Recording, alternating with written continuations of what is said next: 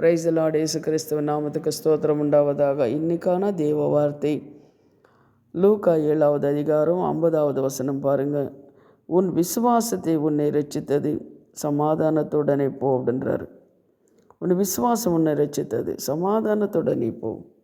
நமக்கு இந்த உலகத்தில் சமாதானம்னா இயேசு இருந்தால் மட்டும்தான் சமாதானம். அவர் சொல்லியிருக்கிறார், நானே வழியும் சத்தியமும் ஜீவனமாக இருக்கிறேன்னு சொல்லியிருக்கிறார். கொஞ்சம் பேர் நினைக்கிறாங்க, எனக்கு சமாதானம் சபை இருந்தால் சமாதானம், விசுவாசிகள் இருந்தால் சமாதானம், ஊழியக்காரங்கள் நினைப்பாங்க. ஆனால் விசுவாசிகள் நினைப்பாங்க, எனக்கு வீடு இருந்தால் சமாதானம், ஆஸ்தி அந்தஸ்து இருந்தால் சமாதானம் அப்படின்னு சொல்லி நினைப்பாங்க. தேவஜனமே, இயேசு இருந்தால் மட்டும்தான் சமாதானம். இயேசுனுடைய வார்த்தைகள் நம்ம உள்ளத்தில் இருந்தால் மட்டும்தான் சமாதானம்.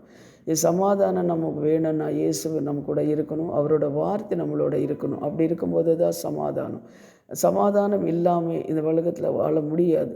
ஏன்னா நிம்மதி இல்லை, சமாதானம் இல்லை அப்படின்னு சொன்னால் ஏதோ இருளில் வாழ்கிற மாதிரி இருக்கும். அந்த இருளில் வாழ்கிற வாழ்க்கை கொஞ்ச நாள் அந்த வாழ்க்கை ஏன் அப்படி நம்ம இருக்கணும். ஆனால் இயேசுவை நம்ம ஏற்றுக்கொள்ளலாமே, இயேசுவுக்காக நம்ம வாழலாமே, இயேசுனோட வார்த்தைகள் நம்ம இதயத்தில் வரணுமே.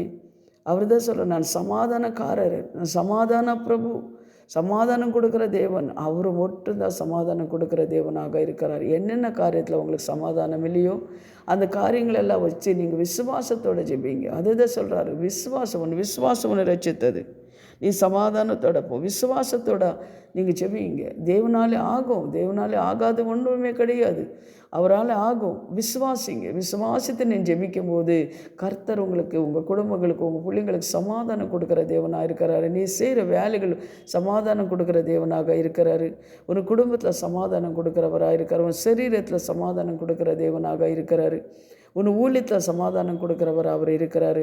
அவரை பிடிங்க. அவர் கர்த்தர் உங்களுக்கு சமாதானம் கொடுக்குற தேவனாக இருக்கிறார். இப்போ நம்ம ஜெபிக்கலாம்.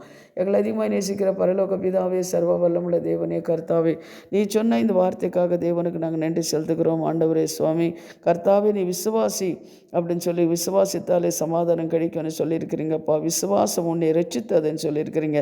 சமாதானத்தோட போ அப்படின்னு சொல்லி கர்த்தாவே, அப்பா அந்த ஸ்திரீக்கு சொன்னது போல் கர்த்தாவே, இன்றைக்கு இந்த வார்த்தை கேட்குற ஒவ்வொரு பிள்ளைங்களும் கர்த்தாவே சமாதானம் இருக்கட்டும் அப்பா. ஆண்டவரே, குடும்பத்தில் சமாதான சந்தோஷத்தை கர்த்தாவே நீர் கொடுத்து அந்த குடும்பங்களை ஆசீர்வதிங்க. இன்னைக்கு கர்த்தா பிறந்த நாள் வெட்டிங் டே இருக்கிற பிள்ளைங்களுக்கு கர்த்தாவை நீர் ஆசீர்வதிங்க. அது மாத்திரமில்லை ஆண்டவர், என்று செய்கிற இன்னைக்கு அவங்க கையில் பிரயாசத்தை நீர் ஆசீர்வதிங்க. அவங்க போக்கத்தை வரித்த தேவன் நீர் ஆசீர்வதிங்க. ஒவ்வொருத்தரும் இந்த வார்த்தை கேட்குற ஒவ்வொரு பிள்ளைங்களும் மேலே தேவ பிரசன்னம் இருக்கட்டும். இயேசுவின் நாமத்தில் ஜெபிக்கிறோம் பிதாவே, ஆமேன். God bless you. கர்த்தர் உங்களை ஆசீர்வதி. உங்களுக்கு தெரிஞ்சவங்களுக்கு கூட இந்த வசனத்தை அனுப்புங்க.